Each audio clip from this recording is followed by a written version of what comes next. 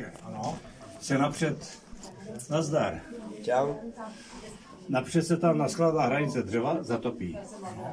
Používám listnatý dřevo, buk, olší, jasan, agát,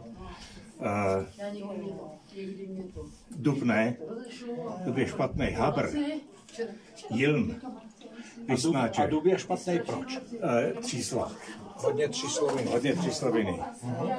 Tak proto se nepoužívám. Měkký dřevo, smrk, borovice, to je rychle schoří a nenadělá uhlíky. Kdežto tvrdý dřevo to ono nahoří a nadělá uhlíky. A ty uhlíky jsou právě důležité k tomu, že vám potom to teplo drží. A to teplo pomaličky se nasákává do toho prostoru, do toho pečícího prostoru celého. A to musíte kontrolovat, prohrabovat to, když to potom se udělají ty uhlíky, prohrabovat to hravlem, protože vespod, pod týma uhlíkama, jak to ohořívá, se vám tam udělá popel a to je izolant, který vám to teplo nepustí dolů do té spodní hmoty.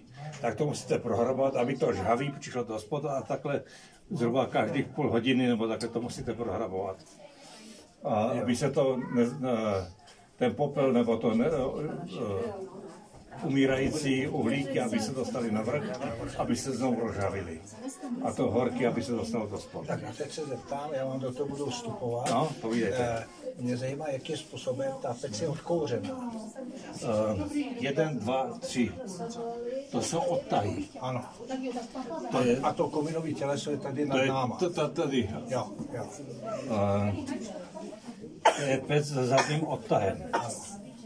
A zadní odtah je z praktického důvodu lepší než přední odtah. Dneska to staví s předním odtahem a s prominutím to je na prd. Protože to natopíte jednou a pak musíte počkat, když vám to náhodou nepřestává pec, nemůžete do té peci přitopit. Když vidím, že mi to už ta pec skomírá, jako teďka už je jako už hodně slabá, tak když to vyndám, můžu přitopit, stačí jenom trochu ji oživit. A ona znovu se zpamatuje a znovu jede. A přitopíte to v zadní části? Zepředu. Takže ono, ten plamen jde dozadu, vzadu v klembě jsou otvory a nad klembou do tyhle kanálky, které jsou tady staví ustěný, a ten kouř a to horký vzduch jde všechny tady dopředu do komína. Tak. A musíte to sledovat a musíte všechno dostat do voka. Když se zeptám, ty teploty jsou tam jaký asi tak? Plus minus. Vokovitý. Tak to je naprosto přesně. Takhle, když ji natopíte tu pec, tak ona bude horká. Jo. Tak když to potom vyhrabu, tak ty uhlíky ven, když to už mám připravený na pečení, vyhrabu to ven, pak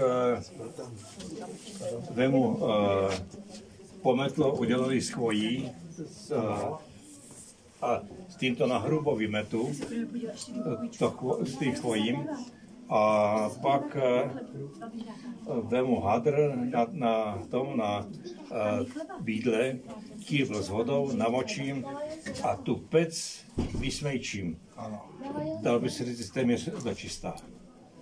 A když bude topit v peci, nesmíte ten oheň strčit až dozadu k zadnímu čelu. Má to jeden prostý důvod. Když je potom od toho zadního čela, to budete špatně dostávat ven. A zůstanou vám tam ty uhlíky, ale o to zadní čelo by se zbytečně moc nahřívalo, by to tam pálilo. To dělá většina pecí, že potom vzadu to pálí. Tak to radši potáhněte tak zhruba do 2/3 té peci, nebo do 3/4 ten oheň a hlídat to prostě, aby to pořád to prohrával, aby to jak se říká to umírající, aby se dostalo na vrch, aby se to znovu rozžavilo.